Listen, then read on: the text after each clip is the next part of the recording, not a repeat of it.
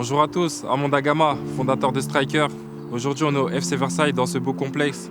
On va aller à la rencontre de deux joueurs qui font extrêmement parler d'eux cette année. Il s'agit bien évidemment de Shelton Guillaume et de Cédric Ozomo. On va essayer de décrypter un peu les secrets de leur réussite cette saison et leur ambition à venir. Allez, suivez-moi. Shelton, comment tu vas? Ça va et toi? Ça va. Cédric, Tu vas bien? tu vas bien? Ouais. C'est un plaisir pour moi d'être là au FC Versailles aujourd'hui, dans votre complexe d'entraînement, pour revenir un peu sur votre saison. Je tenais personnellement à vous féliciter parce que vous avez réalisé une super saison, Merci beaucoup. individuellement et collectivement aussi, Merci. et on va revenir un peu dessus. Cédric, je te laisse te présenter pour ceux qui ne te connaissent pas. Ouais, Cédric Ozomo, attaquant au FC Versailles. Ouais, c'est moi. Bonjour à tous, Shelton Guillaume, attaquant aussi au FC Versailles, alias Ladal. Les gars, je suis pas venu les mains vides, je suis venu avec en exclusivité les chaussettes Striker du lancement de la marque qui va prochainement arriver. Je tenais à vous les offrir en exclusivité. Merci. Donc, Ça fait plaisir. vous allez me dire ce que vous en pensez et à tout de suite, à très vite.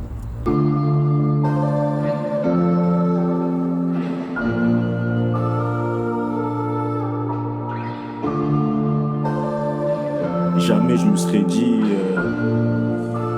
potentiellement que je peux faire une Coupe du Monde, faire une Coupe du Monde. I got a story to tell. I know they want me to fail. If they throw me into a cell, I know wife she paying the bill. Aujourd'hui, que tu vois, pour moi, la réussite appartient à ceux qui n'abandonnent jamais. Power. The enemy's probably just like a lion. Je me force et je m'oblige à être un tueur devant le but. It's time to rise up, lift your eyes up. Yeah, hope is on the way. And we gon' be the change. Cause we are unrestrained. Yeah. Merci à tous d'avoir regardé cette vidéo. N'hésitez pas à liker, partager et à vous abonner si la vidéo vous a plu.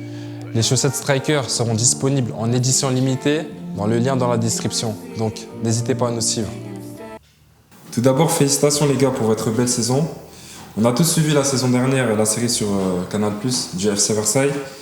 Tout d'abord, est-ce que vous attendiez à réaliser une saison comme ça, tout simplement? Cédric, je te laisse commencer. Déjà, merci pour la saison. Oui et non, en vrai, parce que quand tu travailles, quand tu te mets dans un but bien précis, quand tu te mets un objectif et que tu es focus sur ça et que tu sais qu'en fait, il n'y a que ça, tu vois, donc tu te dis qu'il n'y a pas de raison que ça ne marche pas, tu vois. Et non, parce que forcément, tu sais jamais comment une saison va commencer, surtout qu'il y a des nouveaux joueurs. L'année dernière, c'était un peu compliqué, on s'est sauvé in extremis. Donc, tu sais jamais comment une nouvelle saison peut vite commencer. Mais en vrai, je suis très content de la saison. D'accord, tu étais plutôt confiant dès le début. Shelton? Moi, personnellement, au début, j'étais un peu mitigé. Vu les matchs de prépa, j'avais quelques inquiétudes. Mais au fur et à mesure des entraînements, des semaines, et vu le début du championnat,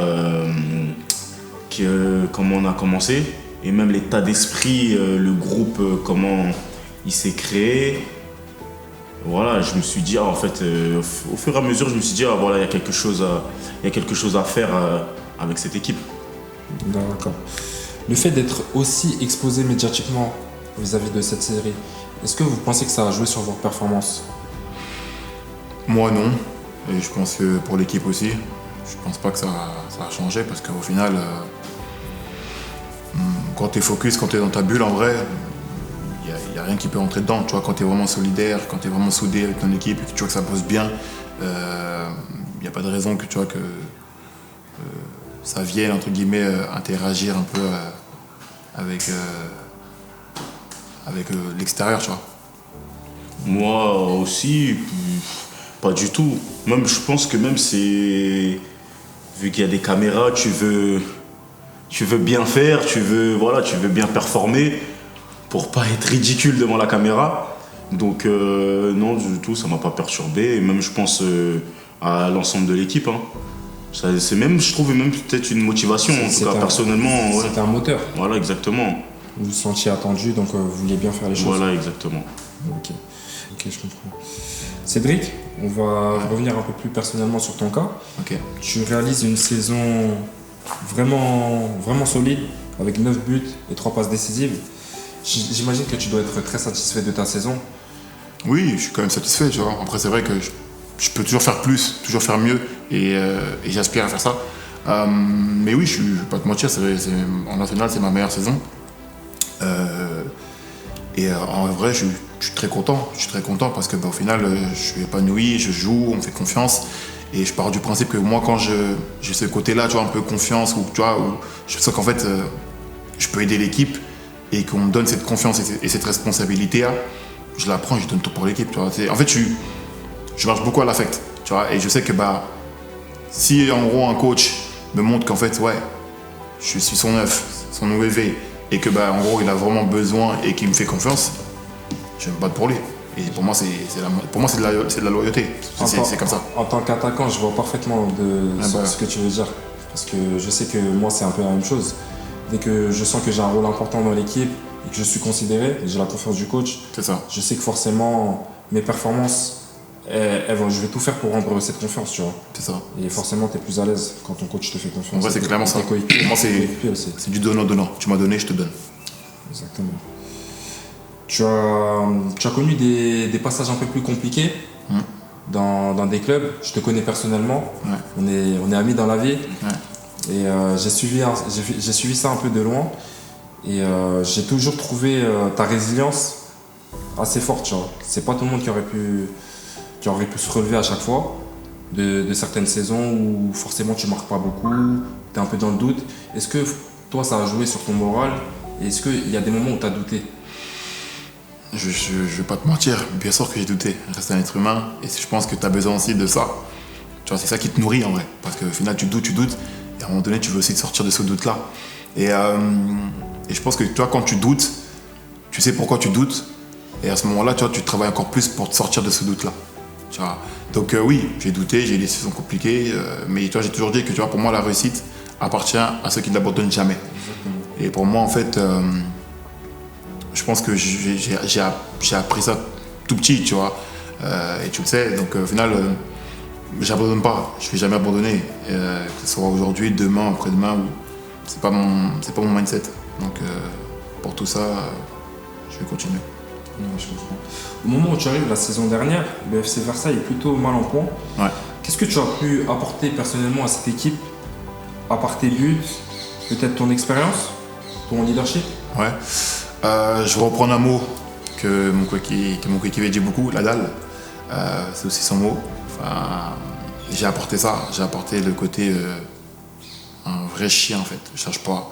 On a pu le voir dans la série, mais voilà, je mange des cailloux.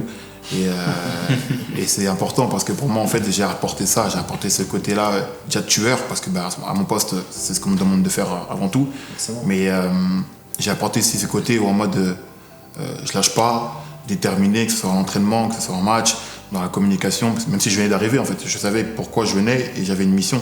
Et c'est ça que je disais aussi, c'est que tu vois quand je viens avec une confiance qu'on me donne, en fait à ce moment-là, même si je suis arrivé depuis 2 heures en fait, c'est comme si j'étais depuis 1 mois. Et à ce moment-là, j'essaie d'apporter ce que je pouvais apporter. Et Dieu merci, ça a bien marché dans la série, ça a bien marché sur le terrain. Et donc à ce moment-là, voilà. Ça a fonctionné puisque vous avez réussi à vous sauver bien avant la fin de saison. Bien avant, plus ou moins, mais ouais. Plus ou moins. Ouais.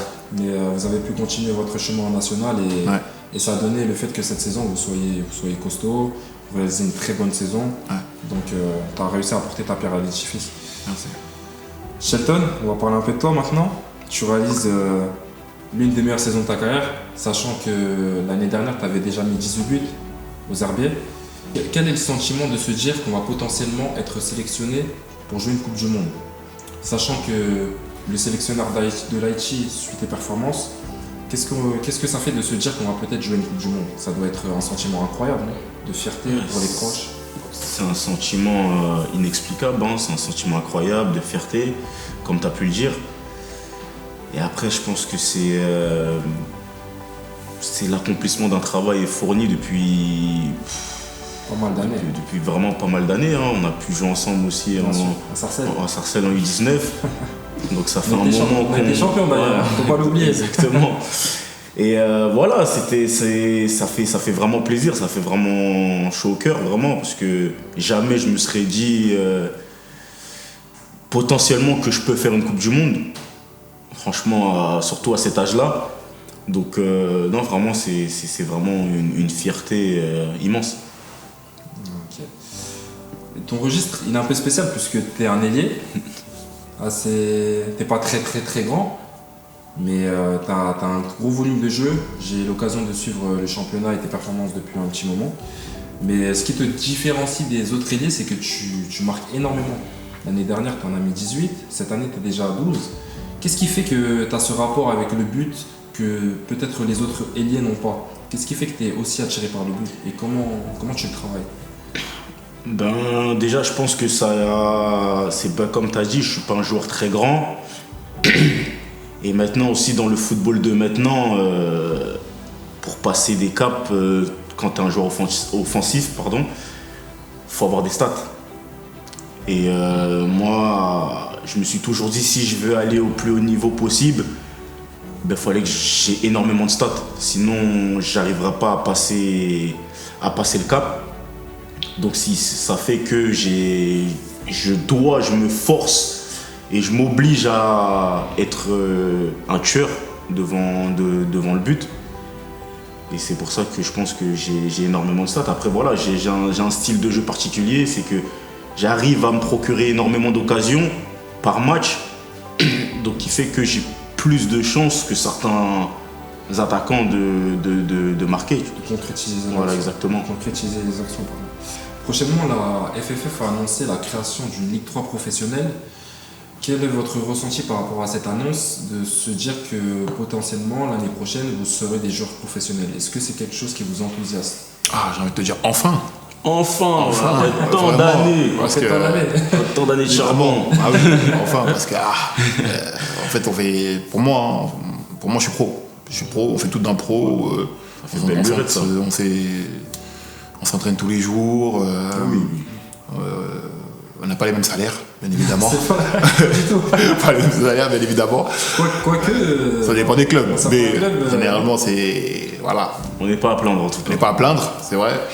Mais oui, je pense que c'est. À un moment donné, il fallait que. Voilà. Il y a ce côté-là qui vienne.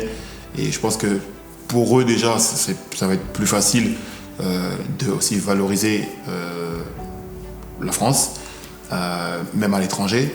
Et je pense que même pour nous, en fait, on sera un peu plus reconnus aussi. Tu vois.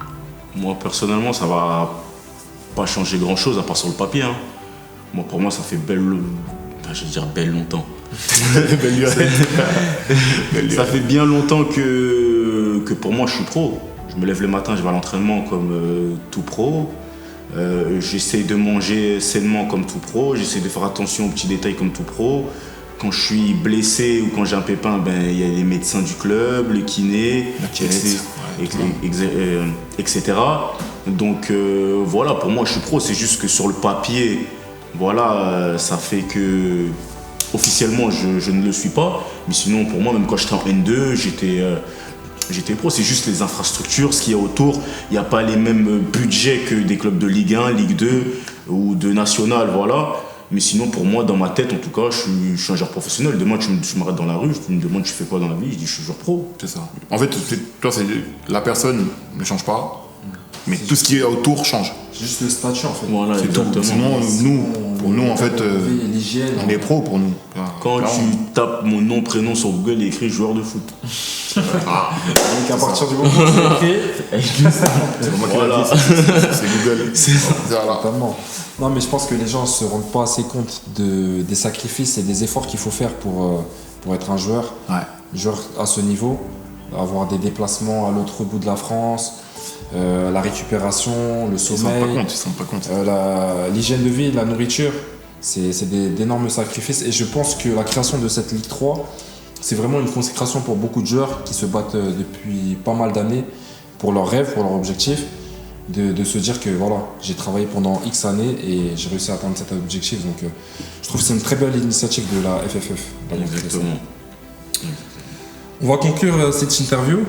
Vous savez que Striker, c'est un média qui est dédié en grande partie pour motiver les gens, pour la jeunesse, pour les gens qui ont envie de s'en sortir, qui ne lâchent pas, qui n'abandonnent jamais. Ouais. C'est le mindset de la chaîne. Donc j'aimerais que vous donniez chacun un conseil à un jeune, par exemple, qui connaît des moments de doute un peu et qui peut-être a envie d'abandonner. Qu'est-ce que vous lui direz pour qu'il continue de croire en ses rêves et de continuer à travailler? Ouais, moi je dirais déjà de prendre ses doutes et de se nourrir de ses doutes. C'est ce que moi je fais à l'heure actuelle aussi. De jamais lâcher, c'est ce que j'ai fait aussi. En fait, tous les conseils que je vais donner à un jeune, je vais pouvoir bien lui donner parce que c'est les conseils que moi-même j'applique sur moi. De ne pas lâcher, de prendre ses doutes et de nourrir ses doutes. D'être toujours dans le côté la dalle, j'ai faim. Et je pense que moi, j'avais pas forcément ça parce que voilà, mais d'être aussi bien entouré. D'être bien entouré parce que c'est vrai que quand tu es plus jeune, toi, il y a ce côté un peu mental que tu mets de côté parce que voilà, tu comprends pas trop. Mais de faire attention à son mental parce que c'est très important. C'est vraiment très important, je te rejoins énormément là-dessus. Moi, j'aurais dit de croire en soi, d'être honnête avec soi-même, comme Cédric a pu le dire, de ne pas lâcher, de travailler, d'être, comment dire, de croire en ses rêves, de croire parce que tout peut aller vite, hein. En une saison, tu peux passer du plus bas niveau au plus haut maintenant avec le football de maintenant. Et c'est tout, hein. Franchement, surtout pour moi en tout cas, c'est de croire en soi. Vraiment de croire en soi et d'être honnête avec soi-même. D'accord. Merci beaucoup pour vos conseils précieux qui, je pense, vont aider beaucoup de joueurs à continuer à travailler. J'espère beaucoup. En tout cas, les gars, c'était un plaisir d'être venus au centre d'entraînement. Franchement, vous avez un super complexe. Franchement, j'aimerais bien avoir les mêmes, je vous montre pas. On n'est pas à plaindre, C'est vraiment un beau complexe et vous êtes dans des conditions optimales pour travailler. Et j'espère que sur les matchs qui vont rester cette saison, vous allez réussir à atteindre vos objectifs. Même si ça va peut-être être compliqué, en tout cas, vous avez réalisé une super saison et je vous souhaite le meilleur pour la suite. Et on se revoit très vite de toute façon. Merci. Okay, merci à toi. Ciao. Et